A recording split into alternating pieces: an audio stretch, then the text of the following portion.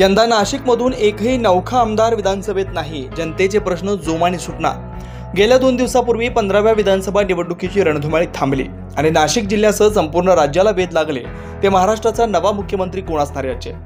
याबाबत राजकीय घडामोडींना देखील वेग आलाय. एकनाथ शिंदे यांनी आपला मुख्यमंत्री पदाचा राजीनामा देखील आज सकाळी दिला.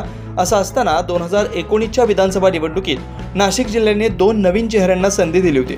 मात्र यंदाच्या विधानसभा निवडणुकीत गेल्या वेळच्या सर्वच्या सर्व 15 आमदार पुन्हा निवडून आले. त्यामुळे यंदाच्या विधानसभेत नाशिक जिल्ह्यातून एकही नवका आमदार विधानसभेत पोहोचू शकला नाही.